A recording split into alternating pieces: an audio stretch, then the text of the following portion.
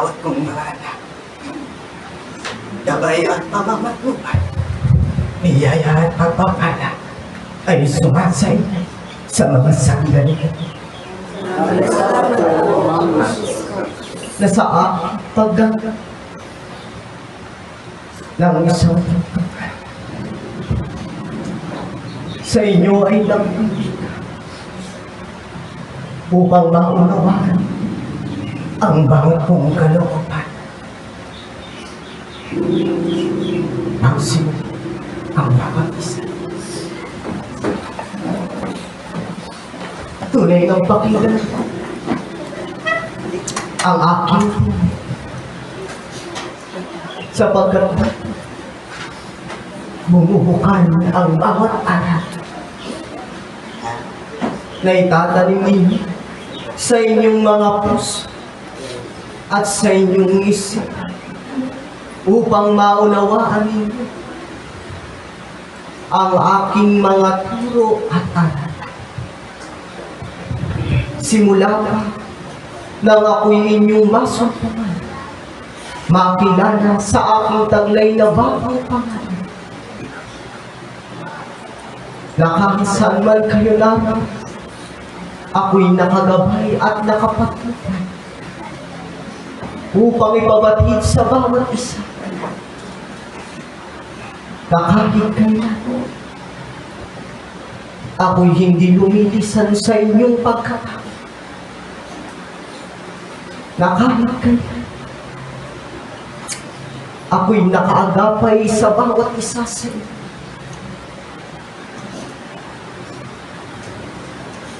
Sapagkat ako ang inyong ama, na kung paano inaalagaan ng kanyang mga upang ituwid sa tamang pamumuhay at dalhin sa matuwid na pananampalataya na minsan na kayo nalihis, ngunit ngayon agad kong itinuturo sa pamamagitan ng aking mga turo, sa pamamagitan ng batas panis ng pituhan, taglay ang aking bagong pangalan, kay aking nang sinusuko. Ngunit sa pamamagitan ng pagsuko, kayo'y matututo. Dito nyo malalaman kung kayo nga ay nakalalabag sa aking mga utos. Kung taglay nyo lang ang pitong handog, ang pitong espiritu ng aking pagkayos. Sapagkat kung ito'y nasa inyo, tunay nga kayo ay nakasusunod na sa aking kalooban.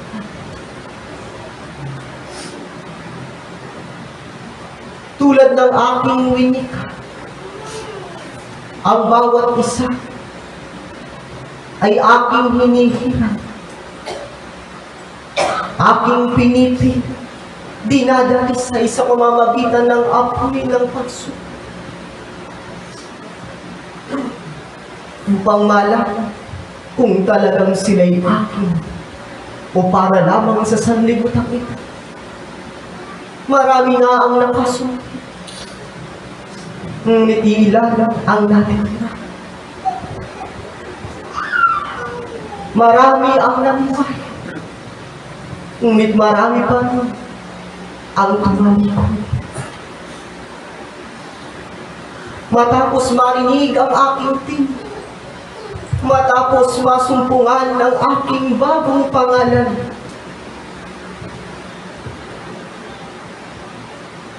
agad din akong nalilimutan.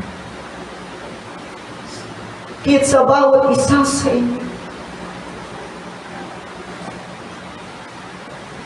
panatilihin sa inyong puso, huwag lamang sa inyong isipan ang inyong pagtanggap, sapagkat sa pamamagitan ng inyong puso, kayo'y makasusunod sa akin. Malalaman ninyo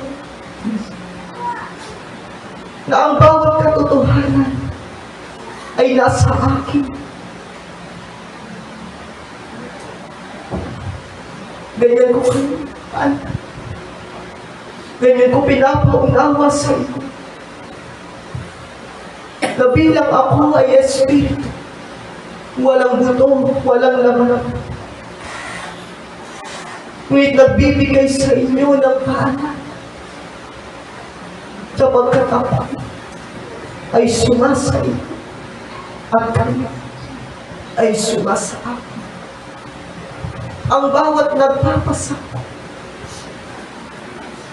ay dapat maging isa sa karunungan, sa pagsunod, sa paghahandog ng inyong mga sarili. Kayo nga ang gagampang Kristo. Ipakita ninyo ang nararapat. Ipakita ninyo na kayo'y anak na ng tunay na Diyos na luminap sa mga panahon. Iskopos ang pangalan. Marami nga ang nakasusunod. Ngunit ba sa inyong pagkaswa? Ako ba'y tanggapin niyo sa inyong puso? Marami ang sa akin ay humahal. Ngunit pag nagtagal, ang kanyang pinaghirapan na hanapin ay bigla na lang nababan na parang walang sesa. Ito ang aking damdamin na ipinapatid sa bawat isa. Nalulungkot ako sa bawat isa na nawawalay sa akin matapos pagkalooban ng bawat pagpapala. Sila'y nakakalimutan. Ngunit binigyan ko ng kalayaan ang bawat isa upang piliin ang nararapat, upang piliin ang kanilang nais. Kung sila ba'y pasasakop sa akin o patatangay sa sanlibutan ito, kung sila ba ay mananatili o sila ay alas. Patatagin nga ninyo ang inyong pananampalataya. Punuin ng tunay na aral ang inyong mga isip.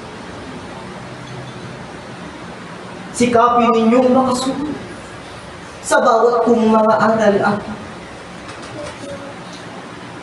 upang ay maging tunay na Kristo na sa akin ay susunod. Kayo ngay maging tupa na may taglay na kamuan, maging ahas na matalim. Kayo'y magliwawak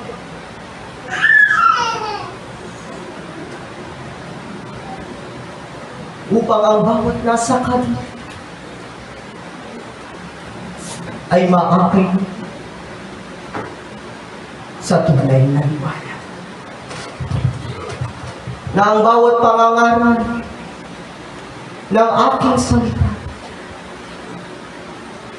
ang pababahagi ng aking taglay na pangalan ay isang kayamanan sa bawat makatatanda. Sapagkat higit ang aking pangalan sa anumang bagay dito sa sanlibutan na kahit kailan ay hindi matutupasan. Sapagkat ito na ang wakas ng panahon. Wakas ng inyong pag-iimpun. Punan ang bawat pagkukulang. sumunod sa aking mga aral, manatili bilang aking mga anak na nakasungkod sa tunay na kaliwanagan. Hanggang dito na lamang, mga anak. Maraming salamat sapagkat muli kayong nakita upang ako ay papulihan, upang ako inyong samahan, sapagkat iyan ang inyong tungkol.